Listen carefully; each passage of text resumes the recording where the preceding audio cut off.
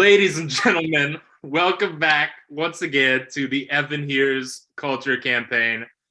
This is going to be a really special one today. We've got a twofer, two excellent guests on the program. He's been on the show several times before. The great Billy Brodeur is back. Pleasure to have you. And we've got a new face here today who he's an artist. He is a music, I would say, aficionado, connoisseur. Was really involved in sort of the alt music scene. You ran a drag city zine, is that correct? Or oh no, not to just harsh your mellow and correct you instantly, Evan, and it's a pleasure to be asked to do this. The great Willis Stork is here. Thanks for that intro. Drag City is a Chicago label still around. I did fanzine work and music booking stuff in the 90s, pre-internet. Back in the day. But, why don't we just tell us a little bit about that, Willis? I mean, what is your sort of, you're a real music head. I mean, that's really how we connected.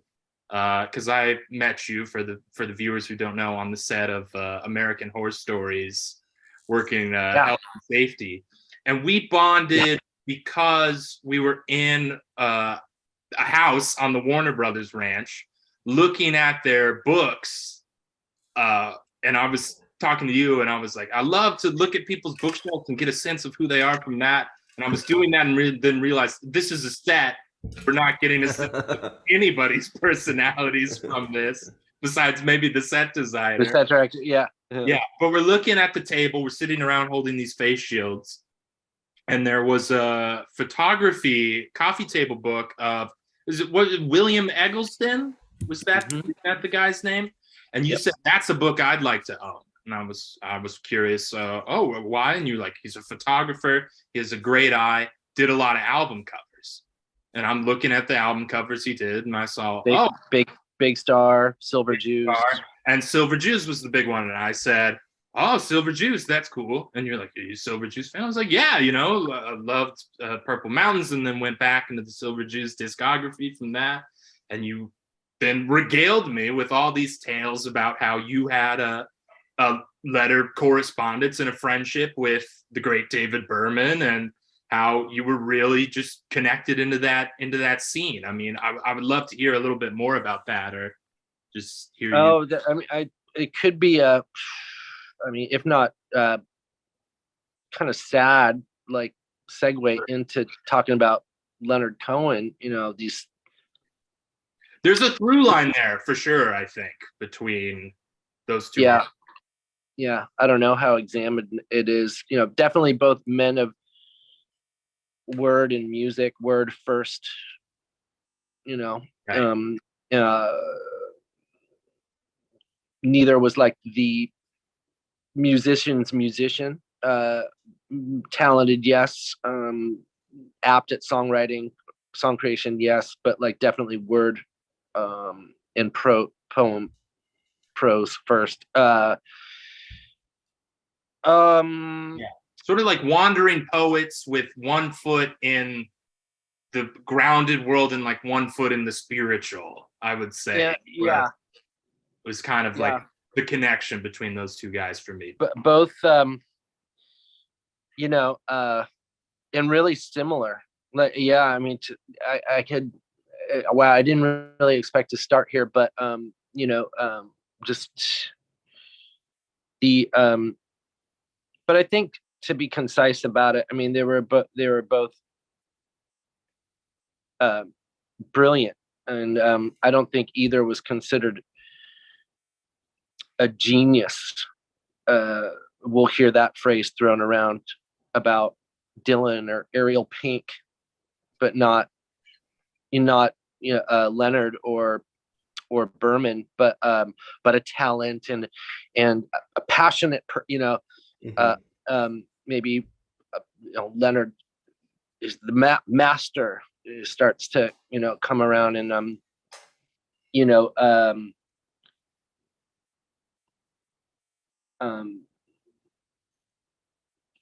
David got saddled with the like the insecure voice of a generation type of tag. It's just like, oh my God, like his audience just wasn't broad. It wasn't like he was Kurt Cobain #2, also the voice of a generation. I mean, like, I don't know really what Kurt Cobain really said, but yeah. I feel So like that more applies to like the actions of his life rather than his music. Like it's not, when they say that about Kurt Cobain, I think they don't really mean his music. Whereas when they say it about David Berman, who I know a lot less about, so I don't want to like jump into that as like an expert, but I just feel like that with him, they mean the music. Like they mean like this music spoke to what a lot of people were feeling. And with Nirvana, it's more like Kurt Cobain represented what a lot of people wanted to be and like wanted to act like. But just to loop around real quick while I'm still talking, I think David Berman and Leonard Cohen are both not afraid to talk about their sorrow. And that's something that I think like a lot of songwriters, even if they think that they're comfortable doing, they're not quite as like vulnerable about it as those two were. And I saw that in the documentary. I think the documentary you sent me, Willis. Evan sent me from you that you had sent him. That was something someone I can't remember if it was it was Jennifer Warren said it. Oh, Jennifer Warren said it. Yeah. So she mentioned just that Leonard Cohen is never afraid to sort of talk about sorrow and talk about his sorrow. And I think that could be said for David Berman as well, which there's just the first connection that I think of between them. As someone who they were only listened to very little of David Berman's work. Yeah, but I think, and this isn't, not to split hairs or correct you in any way. It's I mean, they were both melancholic, no doubt. I don't think either one of them was particularly poised on speaking song after song to their own sorrow. Like there's a universality to what Cohen does for sure. No, I think that's a great point. I think that is like a worthy correction to it as well, because it's like it is more about a general feeling than like their own like their own sorrow, as I put it. Like it's more about touching into sorrow as a poetic thought and like as an idea of they what were everyone both feels. Right. And it wasn't true. popular, Yeah. I think it kept them. I mean, David Berman was on a much smaller level. But even Leonard's level, when he broke in 69, 67, I think 67 when was it 67? Yeah, right. Judy Collins is doing the cover of Suzanne, which is kind of building some of the acclaim of his songwriting prowess. But him he had the whole novelist, poet career building. He's 33 when that first album came out, which 32, is 33. That is crazy. So he's already past Saturn Returns, right? Yeah. But he's published, he's panned in Canada for, fiction pornography, for Beautiful Losers. He's a renowned poet, and like he takes on moves to Greece with his then girlfriend and takes on music as a distraction because it'll be less financially difficult than poet. Yeah, it's so interesting. It's like, whoa. Yeah, that was crazy in the documentary when he's like, I don't know. I thought I should make a country western album and talked about how he was sort of oblivious to the scene that he was about to become like such a crucial figure in. Dude, he had it. He loved music. He was in a country band with some friends of his called the Buck Skinners as the teenager. I've got a photo. I put it in my Instagram stories. It's really cute. He's wearing like a fringe. That's amazing. Buckskin jacket. and he got signed after playing half a song. That's like crazy. he wasn't much like Andy Partridge from XTC. He didn't have the performing thing, like, and Judy just believed in him, and they chanted for him to return to the stage after he walked off. That it was a anti-war benefit rally thing that she was a part of, and she joined him, bringing, she's like, we'll do it together. They finished the song and everybody went apeshit, and he got signed. It's a great story. Yeah, It's so incredible. amazing. I want to circle back just a moment because, obviously, like, it's so clear we're all so passionate about Leonard Cohen that we jumped into it before even like fully setting it up. So I don't know what that means, because I don't know how to really. Yeah. Also, I mean, I have been involved. Like, I'm out of the loop with music, so to examine, a master of their craft at my age is just really, apt. Yes. And also their last one, he did his last one, he passed away quickly, and I went back through his catalog mostly at that time and was just like, dude. And You Want It Darker was up there. Yes. Yes. Amongst my favorites at the time, just as like an incredible document, this book of song, this so enough out of me. Yeah, well, so You Want It Darker is the album that this episode is theoretically focused on. It's Leonard Cohen's final album that came out while he was living, and then he passed away 2 weeks later. One of those. Oh, really? Oh, wow. Yeah, it was. So You Want It Darker comes out 2016. He passes away 2 weeks later, and then Thanks for the Dance comes out in 2019, and that is the real posthumous. And You Want It Darker is recorded while practically bedridden, like sort of, Oh yeah, he's in a chair. He's just in a chair. He doesn't get up. He rarely even stands. So I didn't know that. Yeah, it is. He was having back problems, and so he's just in his living room with his son, and then his son recording and emailing all of their stems to the collaborators on the album, which is a big list. Hold on, I mean, were they not all there in this studio? No, it's just in his home. They're just recording the singing and the vocals in his home, in the living room where he lives, in this chair, and emailing everything out to anyone else on the album. All the choral stuff, all the instrumental. Yeah. I mean, just in terms of the making of it, it's like. So that also means that they got the vocal tracks and some notes from him for what would become Thanks for the Dance. Yeah.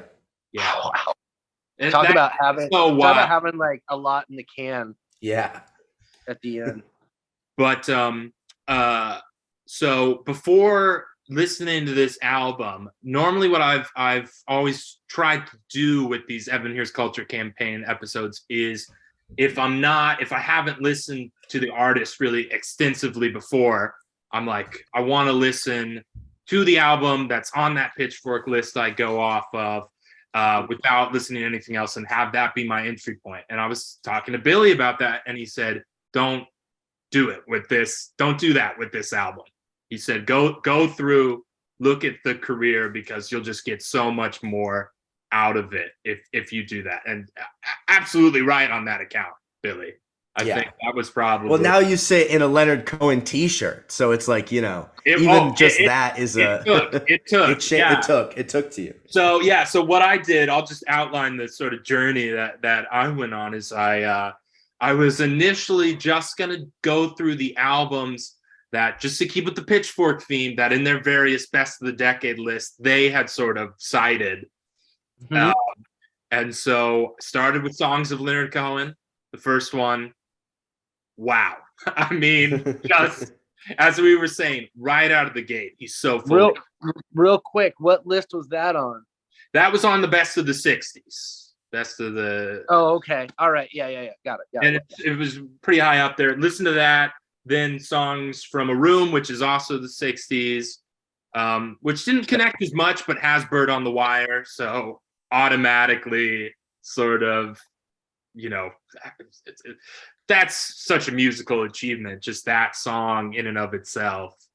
Then did Songs of Love and Hate from the 70s, which didn't quite hit me as hard the first time I listened to it, except for Diamonds in the Mine, which I love that song so much. Listened to it again this morning, Songs of Love and Hate. I need to keep listening to that one because there's a lot of depth there that I feel like I've just scratched the surface of. Not me. Then well, why don't we just pause for a second? Songs of Love and Hate, Willis, and maybe even those other two I mentioned. What are your kind of takeaways on those? We're going through them in order. I mean, yeah, that's 1, 2, and 3 right there. Why not? Are you saying that you listen to every record? Listen to those, yeah. First 3, all of those. Or just you listen to all the stuff that Pitchfork wrote about, which I don't know. Stuff, yeah, that they had on their best of the decade list. So yeah, I listened to those 3, and then jumped ahead to the 80s with I'm Your Man. Okay, that's a big leap. Is my favorite Leonard Cohen album. It's the cover on this t-shirt that I got right here. That just has some of my favorite stuff that he ever did on it. First We Take Manhattan, the Take This Waltz, Everybody Knows, Jazz Police, Ain't No Cure for Love, just wild stuff on there that's just so incredible. And such a leap, as you said, from what had come before. Listen to that, and then I'm like, well, there weren't any others that appeared on those lists, but I'm like, well, I got to listen to one from every decade now, just before getting to You Want It Darker. So then listen to The Future, 90s, didn't fully click. Listen to Dear Heather, 2000s, it was okay, and then got to You Want It Darker. Wow. Okay. So I've you kind of listened to Death of a Ladies Man this morning, and also a few days ago, listen to Thanks for the Dance. So I've done, I think, 9 out of the full range. Okay. But let's just even take a pause right there. Songs of Leonard Cohen. Let's jump to the first one. Well, I also want to know what Billy's heard. I've heard most of the albums at least once.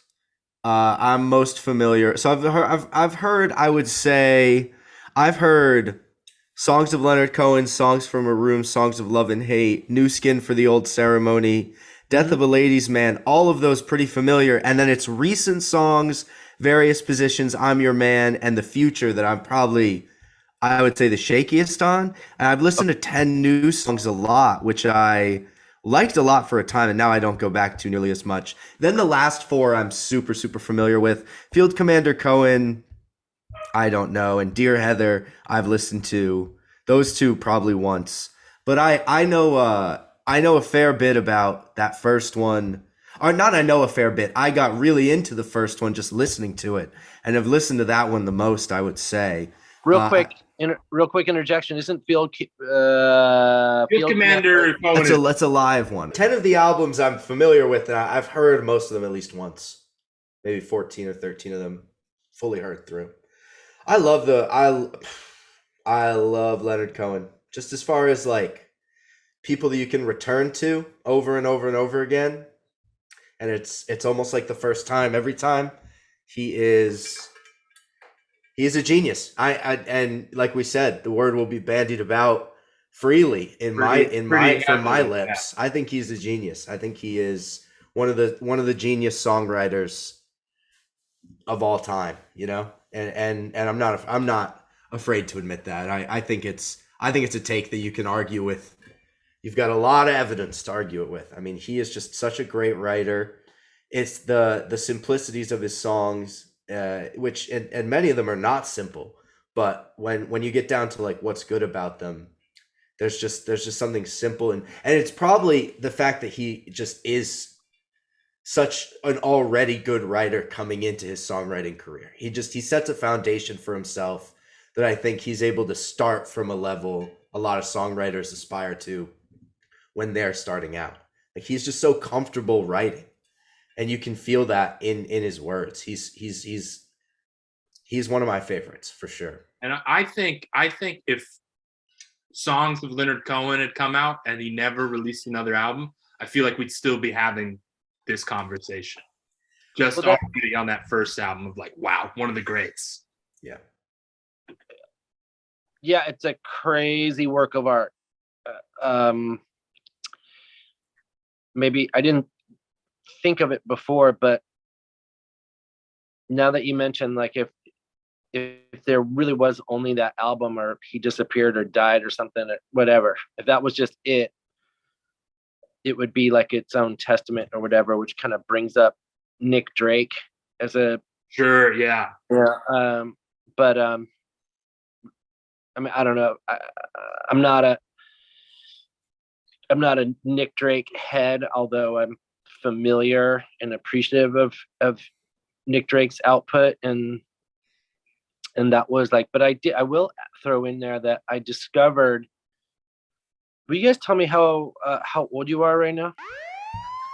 I'll pull my license out. I'll pull my ID out. I feel like we got an undercover cop in the. I was born. Oh, come on, you pussies! Just tell me how old you are. I was born in 1998, and I'm 24 years old. Yeah, 99 for me, 23. Okay. 98, 99. All right. Yep. Okay. So I first heard, and you guys, your first Leonard Cohen albums were which? Were what? I will say, I wanted to bring this up. Yep. There is an entry point into Leonard Cohen that I think everybody in our generation of Gen Z shares. I don't know if you know what it is, but I bet Billy could guess what I know exactly what Billy, you mean. You know exactly what I'm talking about. It's a cold and it's a broken hallelujah is what I believe you're talking about. But where did we hear hallelujah? We got hallelujah very early from Shrek. Boom.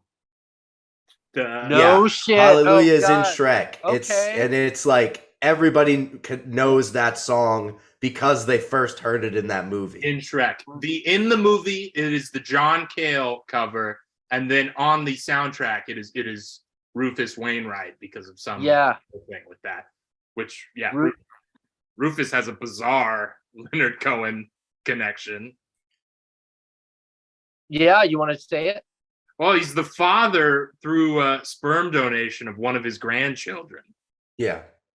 Which is so strange. Which happens without any sort of like maneuvering by them, right? But they've just already, or is it something that happened before? Because I knew that, but I don't know the full details of the story.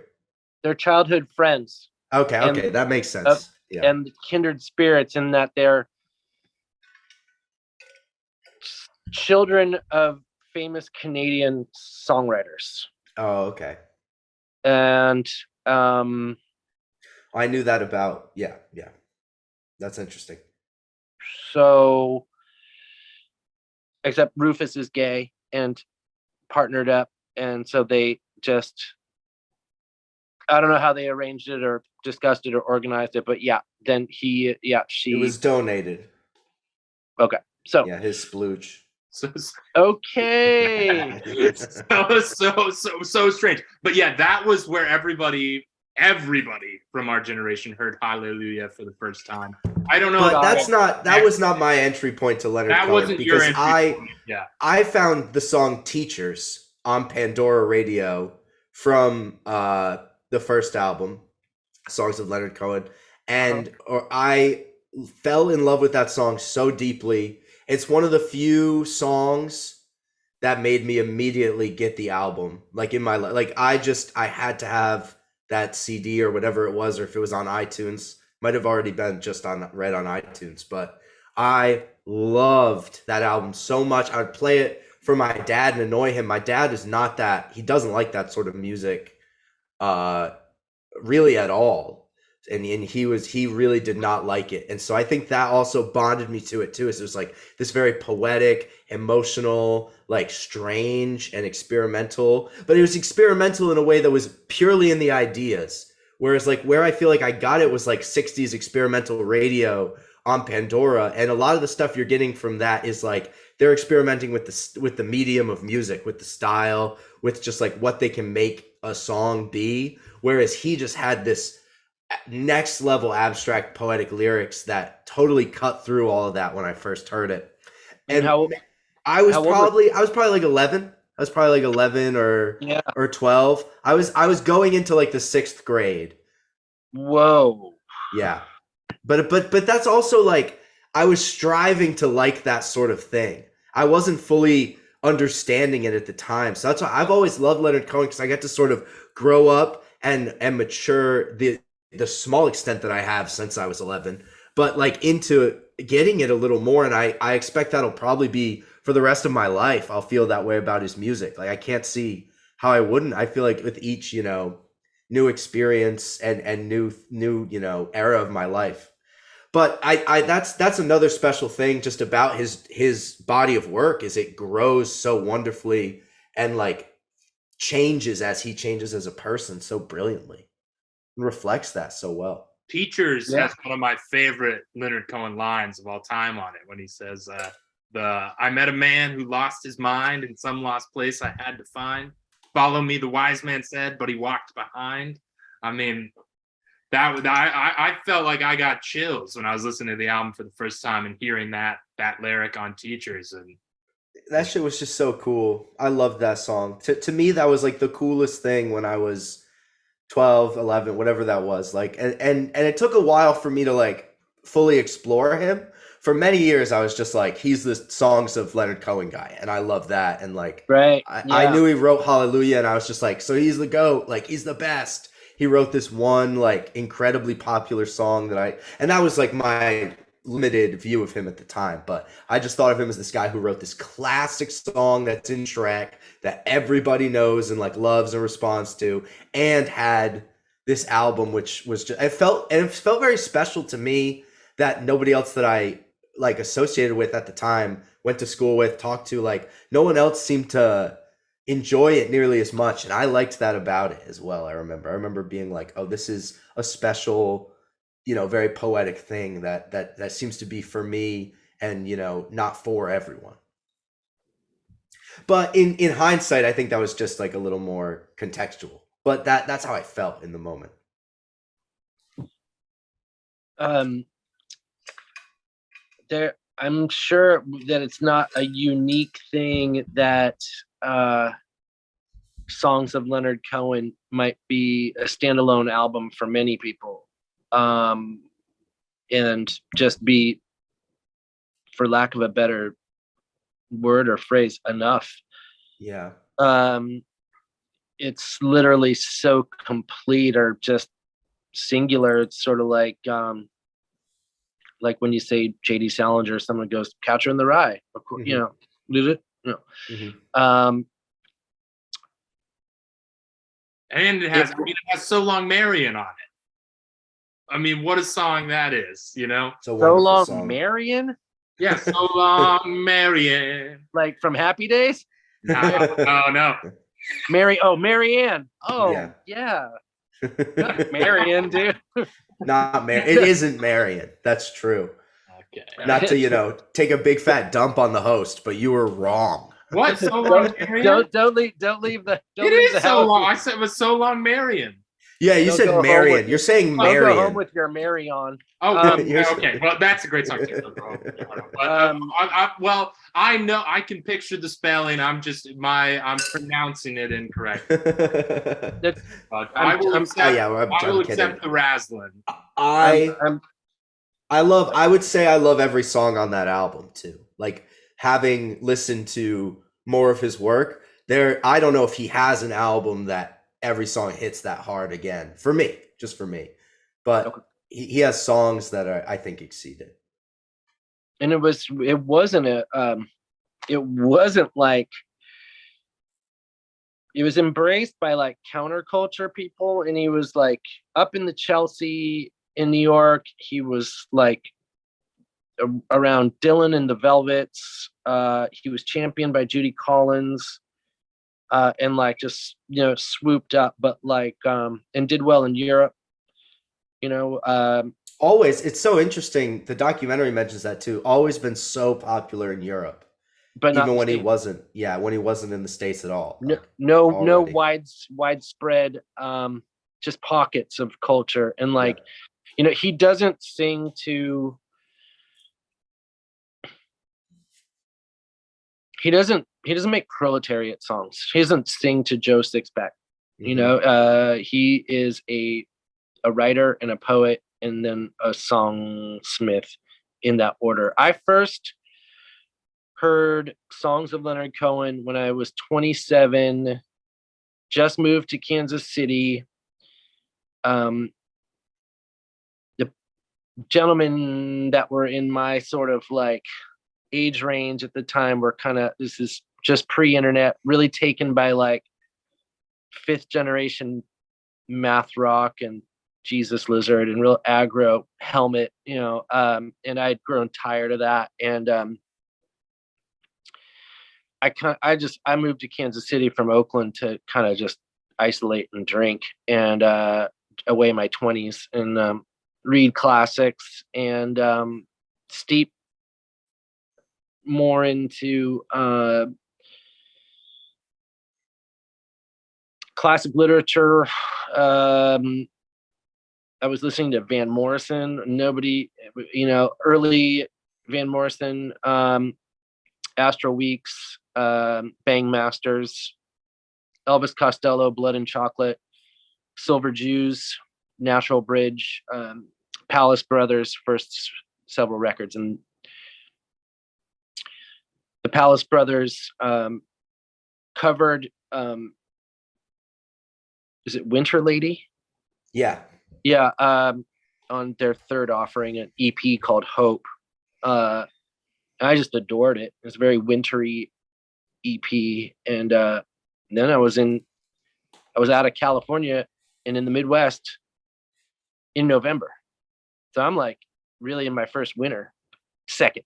I spent one in Massachusetts. But my first adult winter, the winter of my discontent and Brothers Karamazov and drinking whiskey in a parking lot, good old Kansas City times. And a friend that I made there, Pat Crump, was just like, oh, if you're into that, I mean, have you ever listened to, what that stuff's inspired by? Are you into Leonard Cohen? And I haven't heard Leonard Cohen, and this dude was just like, homie, like here, and like gave me songs of Leonard Cohen on, I believe, CD, and it was exactly where I was at in life, and just for lack of, as far as I could tell, I was just connecting with it 100% and studied it. I think that's what young gentlemen, especially maybe some imbibing a little too frequently, like myself at the time, do. Like we look to somebody, like we hear, the universality in and the melancholy and the the pessimism and also the romance. I mean, it's like we're I think that men and women are taken by Leonard's romance, his and for better or worse, whether it's his laments or his exploits and Chelsea Hotel #2, like, whoa, I'm such a coxman, but then regretting that and apologizing publicly for it, which it's like pretty admirable thing to do, but not a surprise considering his spiritual journey. And you know, when I say like I was right where at 27, 28, I was right where Leonard was at 33 when he did that album. Those songs were in the brewing or in the can for years leading up to that. They were poems first. And he was coming into his own as an adult, and I would have to, in some regards, follow that. I got sober a few years later, and it took him a much longer time to get sober, but he eventually did. Now that we have, unless Evan wants to say, I think that yeah. I think as far as songs of Leonard Cohen goes, like, I mean, straight up, anybody who hears it is just going to be like, I've never heard lyrics like this, and I've never heard a song delivered like this, and I've never heard, you know, women singing along with a man like this. You know, like it just is a standalone piece, and it is a template for a lot of what would come, you know, in the few albums after, maybe skipping over Songs from a Room. And we can jump into, well, what was your next? Yeah, so after you got handed the CD of Songs of Leonard Cohen and you were blown away by it, like what was the next step you took to sort of expand your, because you know a lot of the material is there at that point. There's a lot more stuff already to dive into. I mean, did you jump to Songs of Love and Hate or Songs from Room? There was one song from Songs of Love and Hate that my friend's band, the VNC, had covered that I thought was theirs. It was Love Calls You by Your Name. And and they did a great job with that. People love covering Leonard Cohen. My friend Greg Ashley covered all of Death of a Ladies Man. And that is on YouTube and probably Spotify, and you can buy it as well. I think people do that in there to study him as well, you know. But to answer your question, embarrassingly, you know, I just didn't get into him. You know, I was out there in the world fucking up royally and just listening to whatever I had, and would tap back in like years later, and I can't remember exactly with what, but he passed away, and I realized this, and I went back through the catalog, and 10 new songs. And I mean, there are, yeah, I'll just say that, you know, because like we could, it's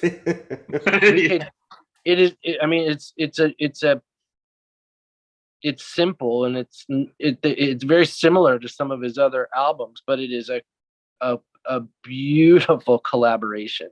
Like it is, and it is, you know, if he was a coxman or a womanizer or whatever, you know, before, he was reverent now. And what I mean by this is he had like just a profound respect for his collaborator. And my Wi-Fi went out. I can't click on it to look at her name. I wrote it down, and I don't. But it's on the tip of my tongue, and it's like, and they sound just 100% in sync. Sharon Robinson. Thank you so much. Yeah, and I don't think it was their only collaboration either. But that's the one that is a standout to me. And it doesn't mean that I don't like, you know, some of the others. But there's some that I just don't. And Songs of Love and Hate is one of them. Old Ideas is another. I just like. I'm not crazy for Death of a Ladies Man, but I think it's a very funny record. Like I was walking around listening. It's fascinating. Having just listened to it today, I mean, it's singular. Yeah. Oh, yeah. It stands apart from anything else he's I done. think it was Pan just is like they called it like a doo-wop tragedy or something like that, or a catastrophe. Yeah, there was a lot of people did not like it. I mean, for people who don't know who are watching this, it's like the whole story is he's kind of scooped up by Phil Spector, who is at one of the stranger points in his own career of collaborating with all these different artists and holding them all at gunpoint and knife point and just being real. Phil Spector, the sort of introduced the wall of sound idea to the mainstream, and I don't think the wall of sound and Leonard Cohen really meshed. Or doo-wop.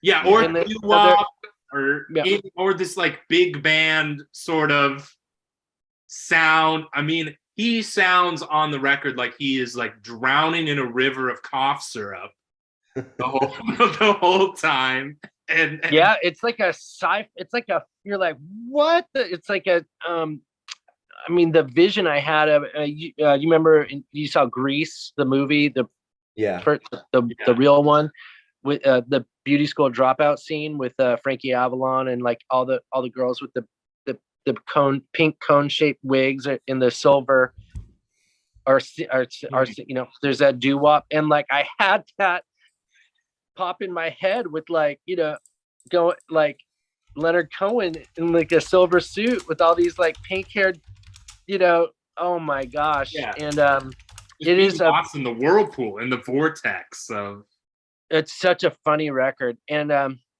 my friend Greg's is really is the record without all the schmaltz and echo, and I think he just wanted to, he was a student of Leonard at that point, and he wanted to hear it at how he heard it. Mm-hmm. He wanted to hear the record without it being soaked in the Palmolive dish of Phil Spector, who stole the masters and mixed it alone, and in his classic megalomaniac fashion. Yeah, I mean, just like Kook City, which is something that people wouldn't even be able to get away with today. But I mean, at least that's how I understand the way Greg Ashley handled recording the whole album of Death of a Ladies Man, and still would do a few things that they did in the studio as well, but like I was impressed by it. I listened to it last night, and anyway, I don't want to go off on a tangent about any particular things, but there are, to me, the album is so funny and completely out of place in the whole catalog.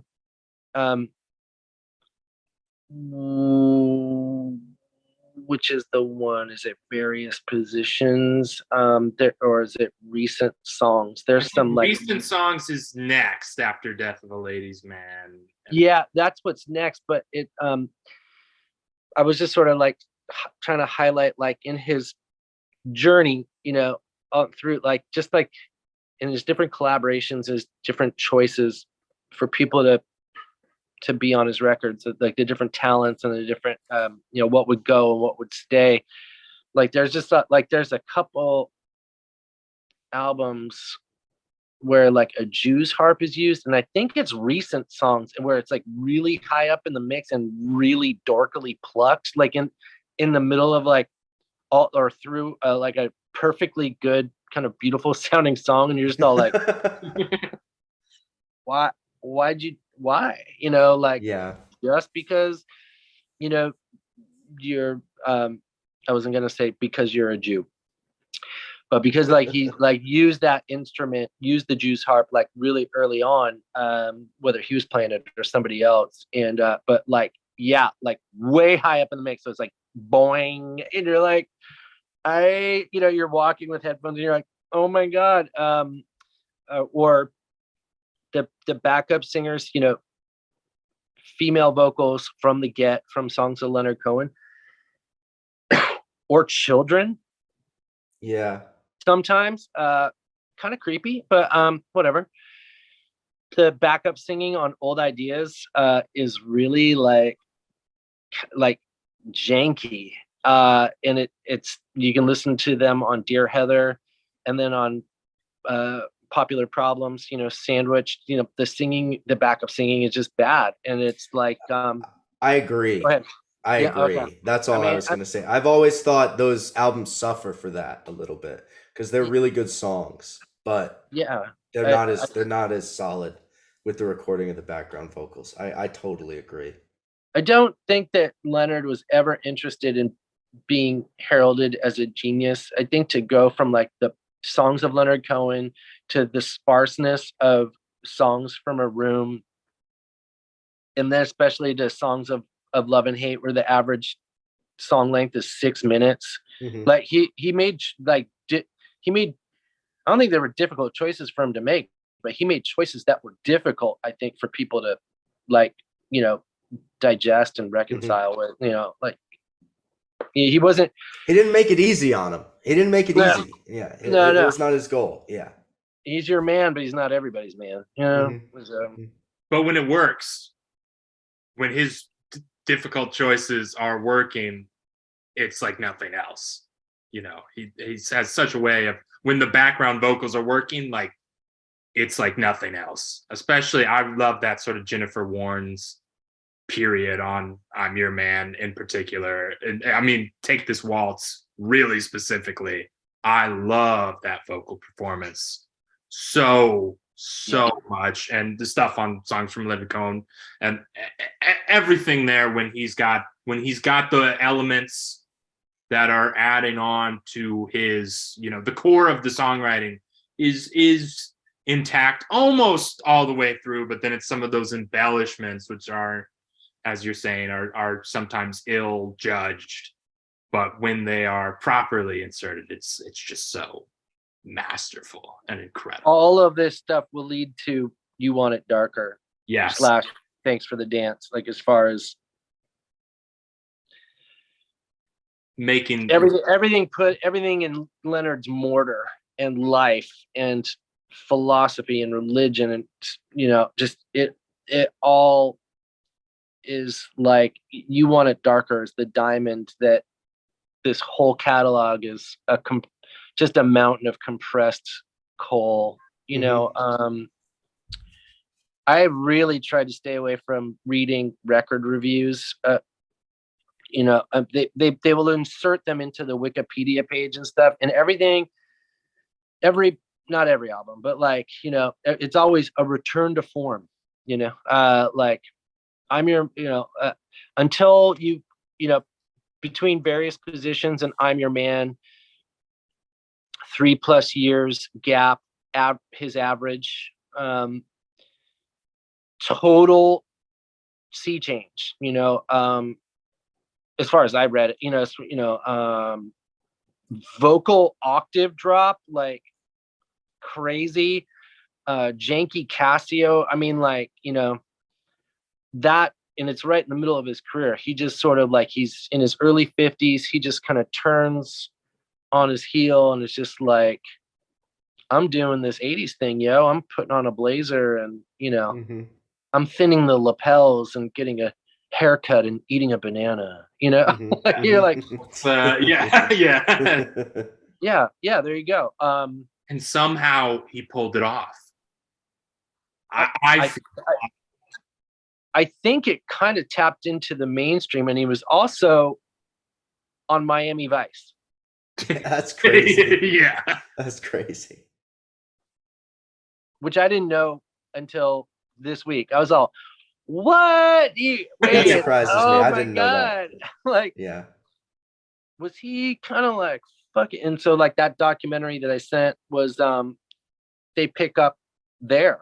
Yeah. Yes. Yeah. And you can tell right off the bat, it is so shittily done and so poorly directed. And they're like, he's getting out, he's got his baggage and he's walking to the car, and he's looking directly at the camera, and then they flip it around, they edit it, and they show him like walking to the car, and you're like, oh my God, this is such a, but you watched it too, right, Billy?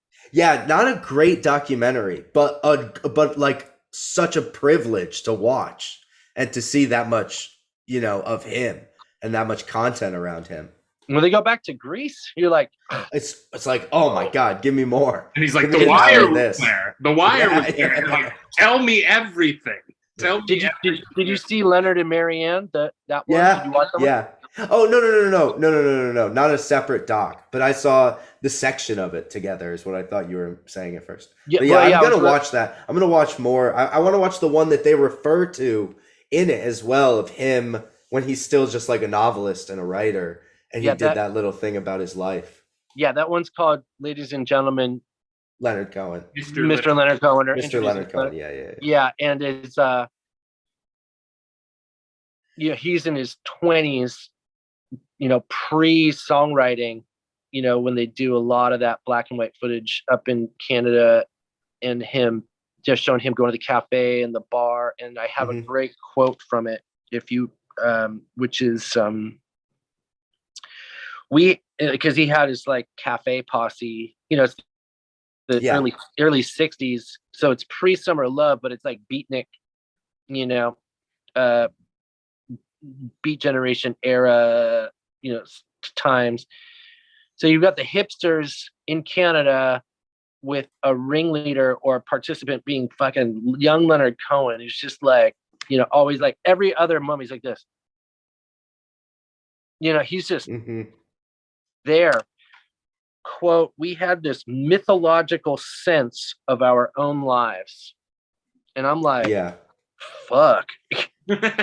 Well, there's another quote which I'll paraphrase, but it immediately reminds you of when he says, there was a group of us that every time we got together, we thought of it as history. Yeah. It's such a brilliant way of like capturing what that must have felt like for them in that time. Which to me is a real 20s type of, but like the mythological. And so like that was something that occurred to me really early on in retracing Leonard, starting from You Want It Darker. And the thing that came to my mind when listening to You Want It Darker was the notion that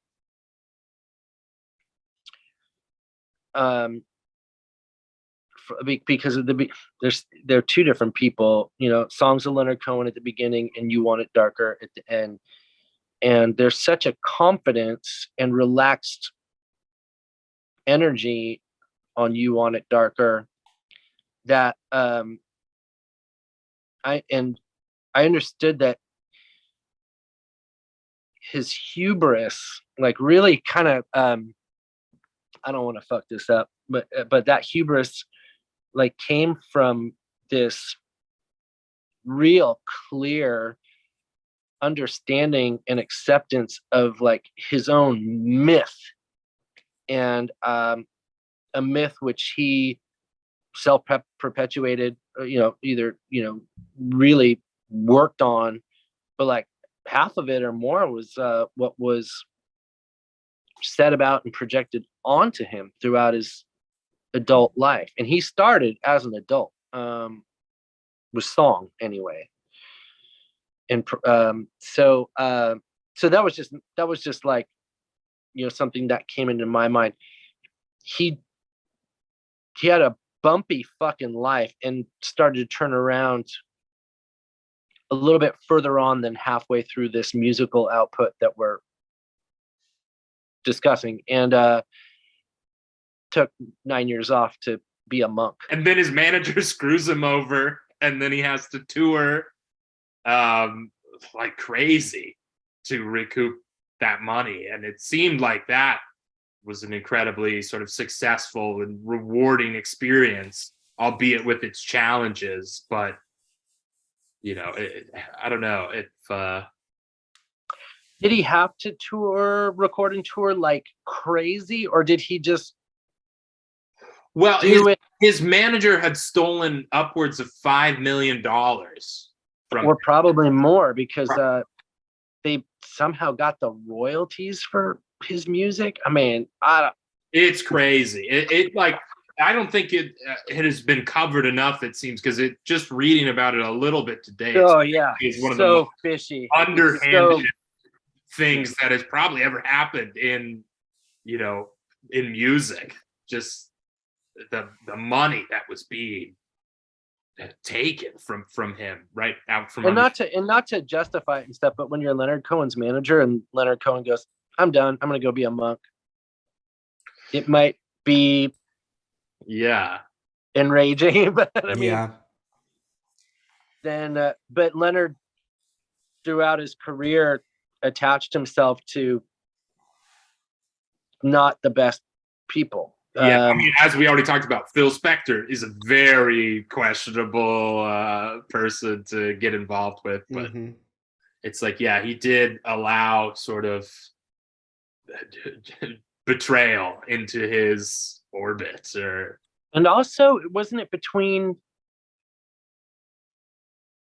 New Skin and Death of a Ladies Man that they started Songs for Rebecca and only got 5 or 6 songs in? Yes. And got scrapped, and then only 2 songs survived to Death of a Ladies Man, and like, God, dude, that made me go, whoa, you know. And he pieced out in 75. And I was like, why? And it's because, he had 2 kids.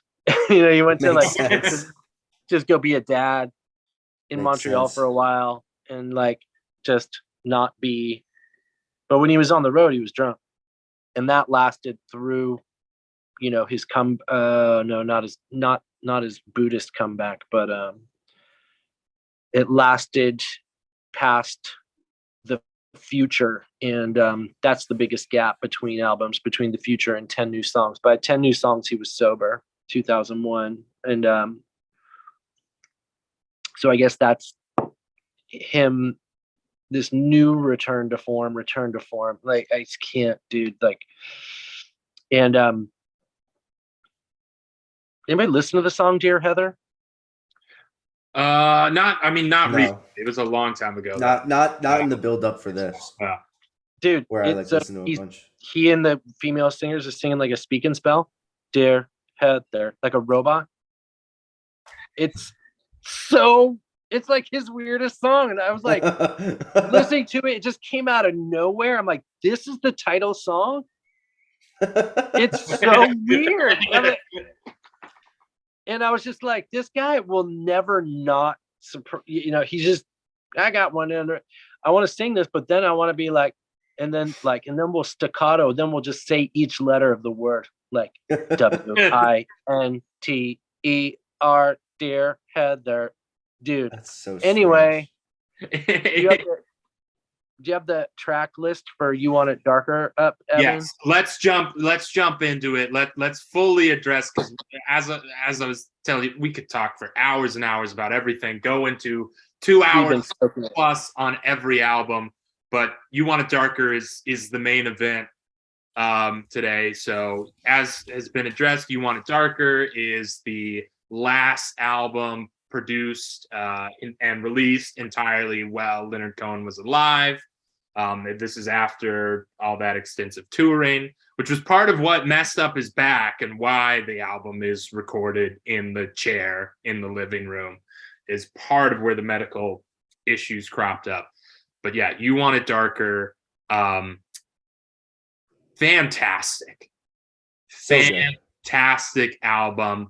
As I said, I kind of did that whole binge all the way through Dear Heather to build up to listening to this album. And I got around to listening to it Easter morning, driving to go pick up my uncle from his house and bring him over. Oh, wow. Easter lunch. And I will say, Leonard Cohen, as we talked about, Jewish, that's where his roots lie. Easter, not necessarily the most Jewish holiday, but I would still posit that it's like the perfect background or the perfect context to listen to this album in, because this is an incredibly religious album. almost every song can be interpreted in one way or another as being a direct conversation with God. You know, Easter is a holiday all about the death of a some people would take umbrage with the phrase mythological, but a larger than life figure, and it's about transformation. It's about finding a new life, and those are themes that are all echoed, I would say, on this album. And I was heading out to go pick up my uncle, put it on the thing. The opening track is the title track. You Want It Darker. And as you were saying with I'm Your Man in various positions, where he, like, if you're to trace the journey of Leonard Cohen on an aesthetic level and not even a thematic level, maybe the most noticeable thing is the voice changing and getting lower and lower. And just when you think it can't get any lower and more resonant, it's like he limbos under that and goes even deeper. And at this point, it is almost like, I felt in a way, it's like he's transcended a human voice and is now like almost like a deity or a spirit or some combination between there's actually a great and a demon almost at this point. And like You Want It Darker comes in so hard with if you were the that's like, it's at a new level of the vocal journey. And that song is so, the lyrics are so rich, the imagery is so rich, the production, he's in his, you know, Leonard Cohen can have these big, and this album oscillates between these things, but he can have these big sort of epic, like Ain't No Cure for Love, almost gospel things. But then he has that sort of slinky, almost like sleazy backroom of a bar kind of feel, that sort of sound. And it's like this album operates in that register a lot, and that title track kind of operates in that world. And I was so blown away just by that. It's like, well, no need to move on to the second track. Let's hit the repeat button right here and listen to this one a few more times, and then sort of went on the rest of the journey with this one. That was like my first experience with it. And then when I did when I actually got to my uncle's house, I did have to turn the volume down a little bit and maybe not listen to the album as intently as I wanted to, but I did, I've revisited it several times after. Well, Billy, you had a thought. Yes. I was going to say that the Apple Music does these, they'll do bios for albums where they'll write up anywhere from like almost a full interview with the artist about making the album down to just like 2 or 3 sentences. And the one for You Want It Darker, it has this great line that it ends on. They're never this good, which is the other thing. Is like there's never this much effort put into them, I feel like, for Apple Music. But this one is so great, so short, and it just says something to the effect of, at 35, he sounded like an old man. At 80, he sounds eternal. And it's very true. It's just like he has always had sort of like the deep, older sounding voice, the like sort of sounded like, I don't know if he sounds like an old man necessarily, but I don't think that they mean it quite as literally. They just mean more like he's coming from a place of almost like a wise poet bard sort of thing, telling you things that you want to be ready and old enough to understand. But then in this album, it's like you give up that feeling of like, oh, I want to sort of learn from you, and it's more like I just want to hear this and experience this as on an even deeper spiritual level. It's interesting that, there are like wordsmiths that work in tech, hey, who knew? Ghost in the Machine, like you Apple, rarely see it, you rarely see it. I mean, eternal, right? So it's like, but then he died, so it's like yeah, then that one's a bit of a backhanded compliment for the album that he died right after. It's also, it's sort of like the legacy is eternal. But we appreciate the poetic. Yeah, I mean, I loved in the documentary him talking about when they were young. It was like that you would sell a few hundred copies of a book, and that you were well on your way to immortality at that. So like that line that he says, it just makes you wonder what he must have felt like knowing that he had left behind Well, it really feels like a timeless body of work that, like, I'd imagine throughout, the rest of human history, at least up into a certain extent, many people will know Leonard Cohen's name for a long time. So Yeah, I'm pretty sure he was like, I think he knew he was the king of his own. yeah, He was cognizant of that. Probably hyper aware of that. yeah, You fame alters people, and his fame ended up, not really like he handled it the way he handled it until he wasn't handling it, and then and he was getting pretty chewed up, and also I thought it was interesting that he had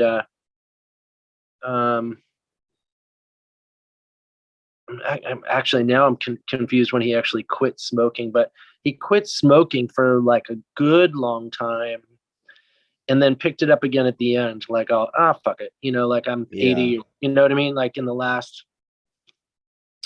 But he was definitely playing a role, and it showed old ideas, popular problems. You want it darker, the fedora, the blazer, the dark suits, and like, enjoying it, and like I really love the album cover, black and white, kind of a return to form, return to songs from a room, but he's dangling his arm through the picture frame, and we're in the dark and he's in the light in his dark suit, and he's happily smoking, like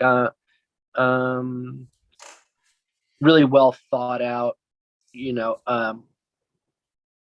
like Black Star, like Bowie's last thing. Black Star, to me, very fear driven book of songs. That's just was my takeaway. I mean, I listened to it over and over again when Bowie died, and was trying to just like, I know Billy had the opposite experience. Yeah, that's so I funny. haven't heard it yet because it'll be on this show later. I was going to restrain myself from jumping into it because we said we had to talk about You Want It Darker now, but I avoided listening to Black Star for whatever reason, whether it was conscious or subconscious, for many years, because I had really, really loved a few David Bowie albums, and then he died. What year did he die? I think 2016 as well. 15 or 16. I think it was 15 actually, Evan.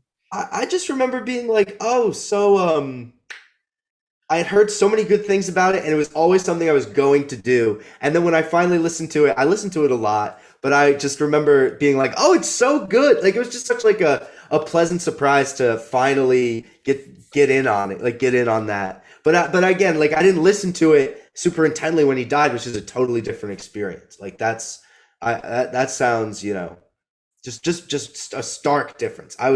It had been many, many years at that point. January 10th, 2016 was when he died. So just right on the cusp of the change. Almost a year ago to the date. Well, not a year, but almost on the day. Today is the 11th. Oh, wow. Yeah. So it was really early, like January. Am I right? Isn't that? Yeah. Really early January. Yeah. And then his birthday was January 10th, and then Black Star comes out January 8th. Crazy. Yeah, it was like 2 days. That is so nuts. But like, if you listen to that record, you listen to You Want It Darker, there's like You Want It Darker is just like super comfy, really very accepting. There's no stand-up. Maybe You Want It Darker is like the standout thing because it's the title track, it's the lead track, but it's like it's not fucking Bird on a Wire. It's not Hallelujah. I actually dislike those two. Those are like my two least favorite Leonard Cohen. Maybe it's just because they've been smushed into my consciousness, but I'm just like, God, there's so many other better songs, dude. I agree with you. No, I agree with you. I think they're both really, really good, but I always find myself going to other songs, or even like, oh, I can't quite remember how this song sounds. I want to hear this one again, rather than like constantly re-exploring Hallelujah and Bird on a Wire. But I think those are great songs. Like the song The Future. Oh, such a great song. There Is a War. I only really found out about that one last year, about how good that one was, and I'd heard the whole album, but there's just so many songs you can pick out from any project for the most part that it'll just, it can become like your anthem for a while. A return to form. Yeah. Do we want to so dissect any other tracks from You Want It Darker? Or I would love commenting? to. Well, I love that track 2 to the string reprise and treaty again. Like, you get You Want It Darker, and this is to what you were saying, where you Want It Darker is the only sort of standout, because then you just get this beautiful bookend of music, track 2 to the end, that like gives the whole thing such a fluid feel. You can listen to it on a loop so easily. Like, it's just such a strong and tight body of music that I when I listen to it, it feels like it flies by every time. I don't know if you guys feel like it's more of like you really sit in it, but like, to me, it always just I fly through every song in a good way. Evan? Oh, as you were saying with earlier, Willis, about the songs of love and hate, the average song length clocking in around 6 minutes. This is on the opposite end of that, where everything, there's nothing. Leonard Cohen was not afraid to do a long song, but there's nothing on here that's over 5. You Want It Darker, I'm just pulling it up now, is the longest. That's the longest, yeah, 4:44. And it's and I agree exactly with what you're saying, Billy, is that like You Want It Darker is the standard at the top, and then the rest of it, you can pull out individual tracks, but it's very much of a piece. It operates as, paints this entire picture. I think acceptance was the word you brought up, Willis, which I would agree that this album is very much about acceptance of death, of coming to the end. But I think when I listened to it the first time, I took away this idea of acceptance and like the gratitude of stuff. Like, if I didn't have your love, of like, I had, all in all, I had this good life that I'm proud of looking back. And listening to it more these recent times, I've really clued in more to it's much more complicated than that, because it's an acceptance that comes from a battle, a hard fought battle with life, a battle with God, a battle with just all of the people he's encountered, with addiction, all the things. And I should have picked that up right away, because the key track, the second track, and the track that is reprised at the end, is called Treaty. Like, of course it is a battle, and there have been wins and losses on both sides of it. It's like, if I were to single out some tracks, I would point to Treaty. I like Leaving the Table a lot. Traveling Light, Steer Your Way would probably be the ones that I would sort of single out as stuff that I really enjoyed. But I do think it's all of a piece, and it's all telling this single story, like you've both been saying. I learned a bit about songcraft, however you want to phrase it, whatever you want to call it. And I don't think I'm really going to spend any time highlighting any songs. And I do want to touch on Thanks for the Dance. But I learned a word, which is scansion, and that is the counting, like the literal beats of syllables and words in like lines of poems. Someone in this thing I was watching was just like, Leonard's stuff will stand the test of time because it's all there on the page, and its cadence, it's like everything is like he was already a professional before he started writing songs. So he's like, and like, Dylan is known as like the songwriting genius, but like if you look at his stuff on the page, it doesn't stand up like in this remotely in the same way. And I was just all, oh shit. That being said, like I forget if it was Billy or Evan who was remarking it like the his voice, and like it's timbre, if you want. The way it vibrates is really like a percussive instrument, or like a bow on a stand-up bass, like ricocheting off the strings. Like it's like it could be, I mean, essentially it's a wind instrument, but it's operating like almost like a bass or percussion combination of things. And he does a thing that I picked up on maybe finally on this album, where like whether he's got somebody singing behind him or not, or with him, he will sing in time to the beat, fall off of cadence and back on in this completely just ambivalent, just, or not ambivalent, but this free flowing way, in a free form sort of way. You see that a lot in the documentary, and watching the performances that are captured in the documentary, and like listening to just in live performances, his ability to slip in and out of being sort of on the cadence of the beat. I just hadn't really appreciated it until You Want It Darker. One thing everybody should do is watch this really gnarly performance he did in 1970 at the Isle of Wight, with like all of the ballers of the day, Hendrix, The Doors. He's way messed up, and I think he starts talking shit about like the British government, like leading into the set, like, and it's just like he's super high and he looks really pale, and he's wearing like a trench coat with a collar up, dude, and it's outdoors. Anyway, fascinating. Just like, oh, early dark times, let's have it in front of like 1 million people, like in this absurd amount. It was like the British Woodstock. Anyway, did both of you listen to Thanks for the Dance? Yeah, I re-listened to it for this as well. I listened to Thanks for the Dance for this, and I'm very glad you, Willis, said, hey, you should go ahead and listen to Thanks for the Dance. I hadn't heard it. It's like, you kind of got to listen to them both. Darker. I only heard it recently, and I was really pleasantly surprised at how good it was. I was surprised as well. I thought I was so good, overwhelmed by it, and I was. Yeah, no, it's really not the case at all. I think I like You Want It Darker more, but Thanks for the Dance definitely has the more distinct and like, memorable, but like songs that jump out even more, like individual tracks that pop out even more. Title track again pops out, like Night in Santiago or The Night of Santiago, Puppets. I mean, there's a lot of good stuff, a lot to like about Thanks for the Dance.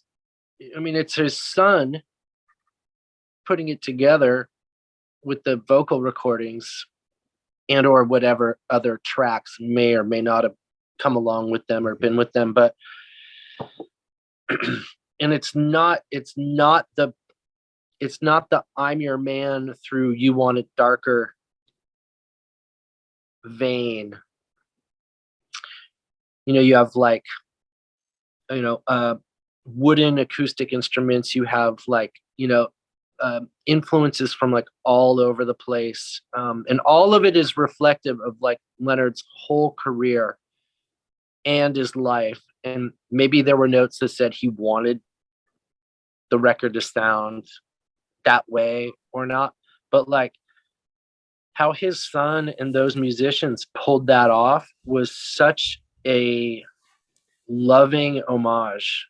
I mean, it just sounds like they're all together with Leonard, and that they meant to be there, like that every note was meant to be placed there. So like as a collaboration with like a spirit, by that point, like it is like a really touching thing. And I think that's the one I'm probably going to return to like a nerd study, but to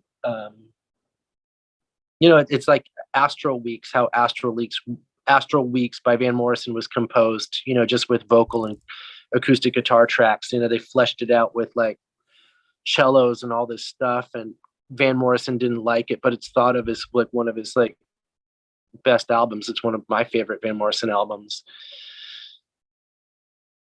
Death of a Ladies Man, like a lot of that stuff was constructed by Spector, without Leonard, even, and like some people herald it and think it's fucking so cool, and like some people I laugh hysterically, and some people are just like it's his only travesty, it's like his only real failure. But to end on a career on the note of those two albums, like to have a career ending album and then a second one like that's so gorgeous and so realized and actually collaborated on in order to exist is like fucking a real testament to just the love of the word and of life. Like he was definitely a student of life and put everything about his life into his songs, including his like philandering and his like, affairs and all this stuff, or his speculation about what, gay relationships may or may not be. Not a lot of intrigue there, not a lot of investigation there, but it's there, which is more than like 90 fucking 9% of like hetero male songwriters in life. So yeah, thanks for the dance. Just to speak on what you said about how it feels like they're together and they're meant to be there together with him while they're making it. That comes through. There's a line that he says, I keep going back to Apple Music, but it's so funny because You Want It Darker, it's like 3 lines that they've written about the whole album. And then Thanks for the Dance, they have a song-by-song breakdown with Adam Cohen. Adam Cohen, his son, talking about each poem that inspired each song. And just like a couple things is, one, he talks about that I didn't make choices that were a reflection of my taste. The exercise of the album was to make choices that were a reflection of his. It's this advantage that I have over greater, more accomplished producers. They don't know what he hates. I do. So this idea that he better understands than anyone what his dad would not like it to sound like. And that is sort of what helps capture exactly, that feel that you get on the first one they make of You Want It Darker in this period. But the second thing I just wanted to bring up really quick is in Listen to the Hummingbird, the last song on Thanks for the Dance. I think this is so amazing. This is the last thing we recorded. We were struggling at the time because we had 8 songs and we felt the album was just shy. And he took it from the last press junket, the last time Leonard Cohen ever spoke in public. He randomly in the middle of the interview for You Want It Darker said, "Do you want to hear a new poem?" And read Listen to the Hummingbird. And that is the audio in the song, is from the press junket of him singing, not of him reading it, which is so wonderful to think that like he acquired that audio from this interview, the last public interview of his, and made it the last song on the posthumous album. And for Evan, I know will like this. I don't know if you're a big fan of Bon Iver, but Bon Iver is in the room next door when they record this, when they like collect this album together. Bon Iver is like experimenting with just making crazy sounds, and those are the sort of melodic sounds that you hear on the album, is the things that were coming through the wall into the recording studio where they made Listen to the Hummingbird. But more importantly, it's just like all these specific stories and like things that he said, this idea of I know what he hates. It just goes to show how much of like a labor of love this album was. Like you said, it's a beautiful homage, but it feels like it was a bit of an experience to work through losing his dad as well, which that doesn't come across. It doesn't like come across on the surface very directly of like, oh, here I am dealing with my dad's death and like making the mourning track, like the soundtrack to my mourning. It's so much more like I'm trying everything I can to make what he would have wanted this to sound like, with what's within my power, because I have to make it, which is not what he would want necessarily. But I just this strikes me as such a beautiful Leonard Cohen, who had such like a strong relationship with losing his father at a young age, like not a strong relationship with it, but like so strongly took from that experience his whole life and like attributed it to his understanding of how language was, you know, an immortalizing thing and a healing thing. For his son to be able to complete his last album is almost like it couldn't be more perfect, you know? Mm. Did you see him in the documentary talking about how his father wore like monocles and canes and top hats? So interesting. So, and yeah, and his little medals, so interesting. And then I imagine his son dresses like a Greenwich Village hipster or something. I genuinely don't know. That's just a guess. But to think those three generations, such vastly distinct, you know, get-ups, I'm sure. Such an interesting thought. Yeah. Yeah. That was I was curious when they were going through that, knowing that he had lost his dad at 9 years old, and like what kind of guy was he? And he was very like formal, like a formal gentleman. Oh, Leonard Cohen's son, I don't know why I'm surprised, but he's actually extremely handsome, which I guess I should have seen that as being like an obvious thing, but he is like a suave and handsome man in the most obvious way, like his dad. Which is so funny. The striking thing about like the lead up to the end of, you know, this being Leonard that, you know, eventually would drop his body. And if the two albums are like what, just less than 2-3 years apart, You Want It Darker and Thanks for the Dance. Yeah, I mean, Thanks for the Dance comes out in 2020. So. Oh, really? I thought it was 2019. I've got 2019 here. So. Oh, you're right. You are correct. I was reading. It's awards and such, and it's singles which go into 2020. So it's not like, you know. So some, you know, had a bit of time to agree, but it looks like they got started on it kind of soon. Looks like he picked up right where they left off completely. Well, yeah, but like right away, or like you know, in 2018, you know, like yeah, and that would have, you know, placed the album clocking in at like, you know, a year. But what I was going to say was like a lot of people don't survive rock and roll. And you know, dude made it into his 80s, and like he drank a lot, and he used as well, you know, and smoked prodigiously. No, you drink prodigiously, you smoke a lot. Anyway, and sought a spiritual path. Or I think the way he phrased it was like his spiritual friend, who was his Buddhist mentor, Leonard was turning 60, and his mentor or his friend was turning 90. And he goes, I think it might be time for me to spend more time with him, is how he describes deciding to move to Mount Baldy to be a monk for that's crazy. Like 8+ years straight, waking up at 4 a.m.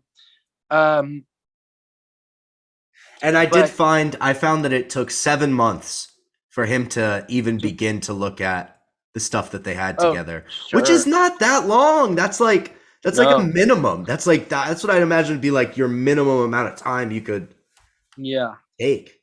But still, that's like, and so he worked on it for 2. Yeah. You know, or they, you know, but you know, and to get financially screwed that late in life, you know, is a drag. Yeah. But to come back, one thing I didn't want to forget was the last tours, you know, Popular Problems and Old Ideas. He had incredible energy, and they couldn't keep up with him, his bandmates and his tour mates. And he was well into his 70s. Like he would dance out onto the stage, and you can see footage of these performances, and like he was like audiences, his fans had never seen him in this form. Mm-hmm. And he was old. So you watch like those performances, like from the I'm Your Man era, you know, when he's 53 and he's literally stagnant. Like, you know, he's in his early 50s. He's still drinking. He's not moving around on the stage. He's a powerful performer. He's a powerful presence, but he had energy, like real vitality in his 70s. And so it only made, even smoking, which I think is just fucking fascinating. But so it makes sense to me that that he injured himself. I didn't know that, Evan, until you shared it. The back thing. Yeah, I mean, I didn't know it today until going through the Wikipedia all the way. We have, our mortal fucking souls have no clue what it would have been like living through the end of the 60s or early 70s. Like, no idea. It was beyond fucked up, but also great for art, great for creativity, great for probably better for criticism. I don't know if there's any criticism. Oh, I do want to give a shout out to Polo Reacts on YouTube and also Pink Metalhead on YouTube for I didn't watch or listen to many reactions to You Want It Darker, but they both did, and I really liked what they had to say about how they felt. I'm gonna check those out. That sounds great. The song Joan of Arc is about Nico. Yeah, I've read that before. Isn't that so interesting?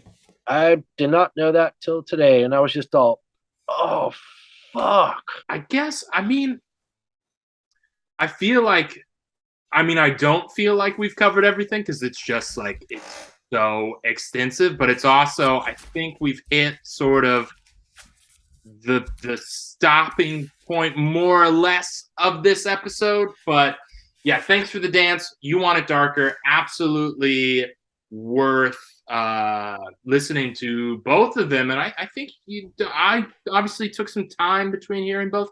I think you could listen to them back to back in one session and get like a really tight hour-long album.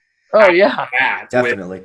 The one, like, thing, I guess it's like the one thing is you could almost, no, but it's like the Treaty Reprise is such a good end to You Want It Darker that's like the one thing that stops it from coming together, is like I could put these both back to back and get a 60 minutes, but I guess it's like two acts almost that mirror each other and feed off each other. And I can't remember what lead up album, if it's Old Ideas or Popular Problems, but there's also a treaty in there too. Yeah, I think it might be Popular Problems. Totally right. So it's like he just wasn't done with that theme, and I mean, just really was just like, oh, I'm just gonna write a song called The Treaty. Like, I'm like, oh shit, like, it just doesn't feel like a choice that he would make, but like, like that's what this whole thing is about for me, is that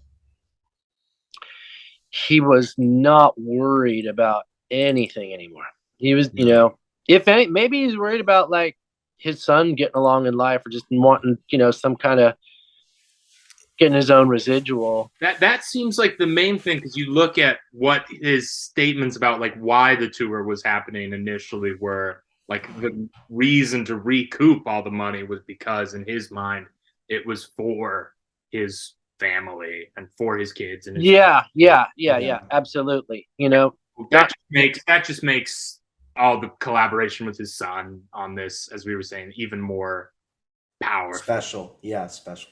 Powerful. I think You Want It Darker is this is circling all the way back to the very beginning of something that you said, Willis, but I think it's top 3, top 2. Like, it is one of his best albums. So it's such a delight that it comes at the end as well, and like he has this resurgence of such strong quality. Like, if there's a parallel to songs of Leonard Cohen for me, it's this one. Those are the two that I feel are such like strong, tight blocks of music that I don't just want to go back and listen to whatever song is like on my mind from it. Like, when I think of them, I want to go and listen to the whole album. But it's one of his best. It's a great album. I think it's safe to say he did not write the music on Death of a Ladies Man. Yeah. I mean, But- no, but I mean, it seems like on any of those Phil Spector projects, people think they wrote the music, and then he comes back. I mean, you were telling me, Billy, the story about what is the life. George Harrison one. Harrison, Yeah.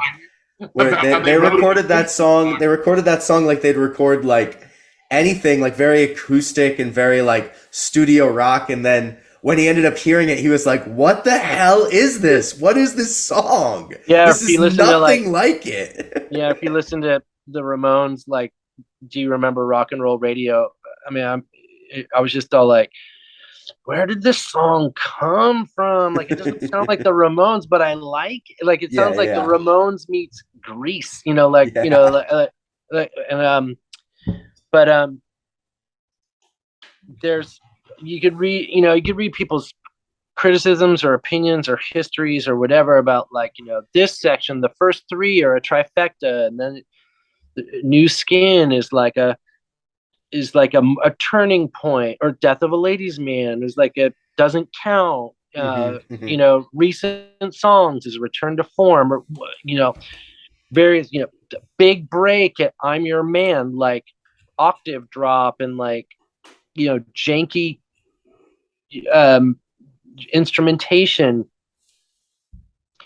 9-year gap between 10, you know, from 92 to 2001, like 10 new songs coming back, like so beautiful. And to me, like, Recent Songs in various positions are like the ending of a particular style of chord progression and song creation that I don't think he returned to. And I'm Your Man marked like his simplicity, you know. It, like, I think he started to really become Zen before he became Zen. And yeah, that was the mold through You Want It Darker, to me, you know. And it also later, I would say, like, I think maybe beginning with 10 new songs, like his pessimism, like, is, as we know it, morphs into just something loving. So, you know, just a few fucking random, like, thoughts, and I'm just like another white guy listening to this guy going, like, totally. You know.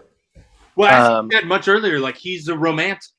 He is a romantic, and that's why the sorrowful songs are like so. It's like, it's when the world doesn't match up to what this innate romanticism in his soul is. You know, that's, I don't know. I that's what I feel is like. That's why he's able to bounce between the two, you know, album to album or track to track. It's I don't know, something along those lines. Yeah, he was a bard. Yeah. And he you know, he knew it. He's playing his role. He's like, you know, and lived like that, and like suffered consequences, and, you know, and it all went back into his writing, like all of it. And his writing was his therapy, and his writing, I mean, you know, like, to my knowledge, like, this guy didn't go to rehab or go to AA to get sober. Like, he went to, he chose a spiritual path. And then that ended up folding into his writing and his music. And, like, and it all collected. It wasn't like, now I'm Zen. It was just, now it's a meatball, you know, like, it's really like this very fascinating and unfolding thing. And I was thinking about this too, like, he really had that Dead Poets Society, you know, Robin Williams line thing from a very early age, like, because he wasn't handsome and he had bad posture. Like, he wasn't like Studley. He's like, if I'm going to attract women, I have to appeal to their nature through poetry. And you're like, you know, you have to, like, dazzle and charm and stimulate and make curious. And I was just like, holy fucking shit. And I was like, you know, and he would describe in one of those documentaries is just having this crazy sex appetite. So I mean, like the dude just he went into life with like a lot of just like issues and defects and stuff that would all work out for better or worse, Freudian or not, like through through and with his art. And like the what was I going to say about the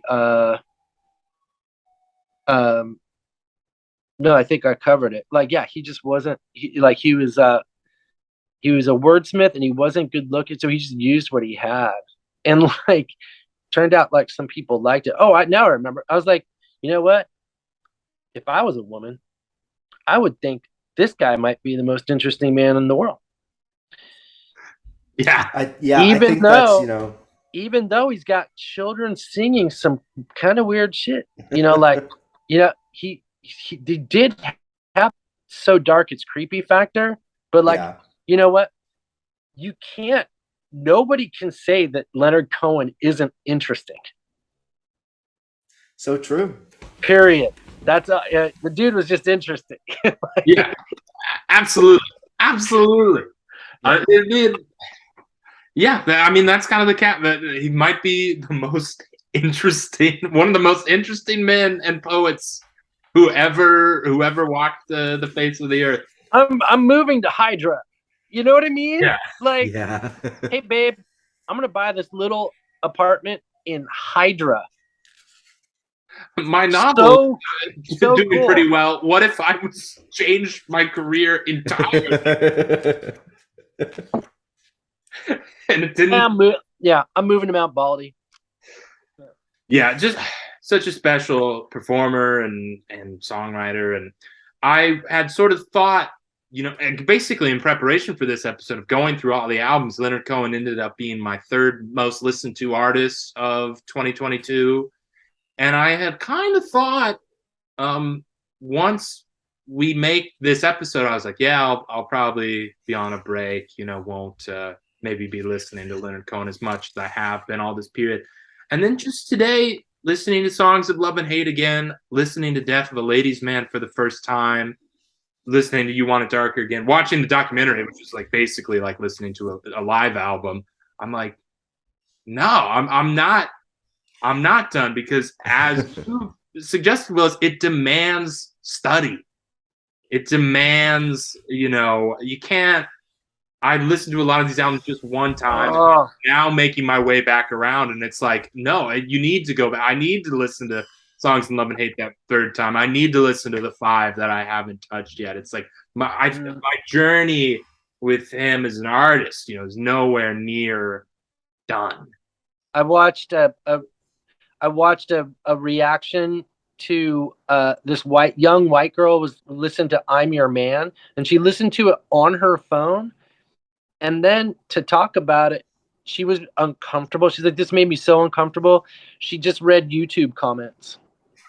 And I was like, so I put a comment right there. I was like, you listened to this album with using your phone, like on speakerphone, and to react to it, you read YouTube comments. Like, I just told her, I just listed what, like, the reality of like that's like, it's not the way it's good. I listened to I'm Your Man, lights off, lying in bed with the headphones on, and it was one of the greatest. I'm like, this is wall to wall. I'd heard First We Take Manhattan, because it's in the credits of Zack Snyder Watchmen. Yeah. It's well used. Hallelujah's in that movie, very poorly used. But so I'd heard that a lot, and I'd heard some of the other stuff on there, but it was just like, wow, wall to wall, I'm Your Man. That's the one that I gravitate towards. I mean, is it Joan of Arc that bookends with the like kind of the dual Leonard vocals that are sung and spoken at the same time? I wish it's such a cool sound.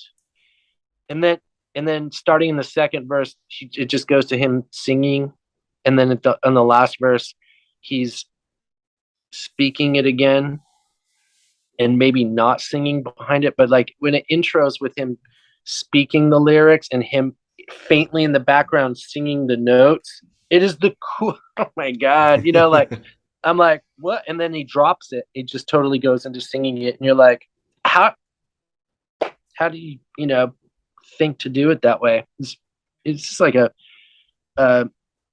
yeah, anything like any painter. One of his albums. So I'm a painter by nature, an artist, or whatever, two-dimensional artist. Let's say that. And I think it's New Skin for the Old Ceremony. One of them, I think it was New Skin. And reading the Wikipedia page, somebody describes it as like coming like as a painting. Like really coming together with the musicians and the engineer and creating like this whole picture, like in this. And I really appreciated that metaphor, like to my soul. You know, it's just so cool. Yeah, Billy, any? I was just I was looking at this collection I have of poetry that I knew he appeared in, and I was looking if there was like something that could send us off from his. But if I'm being honest, they're rather large pieces, and there's no like one section. So that's what I kept looking down. I was like trying to scramble to find. I didn't prepare anything. I just thought it during this, like, oh, I have the Leonard Cohen poems in the book, but it's just he's a genius. That's one of the last, it's been said a few times already, and it's fun. Like, it's enjoyable to call him a genius. It doesn't come with any insecurity or like this worry of like, oh, am I over you? Like this word that's so, sort of delicate to use. It's like, no, with him, I truly just feel like he's a genius. And if you can tap into it, and if it could speak to you, it's very easy to see that.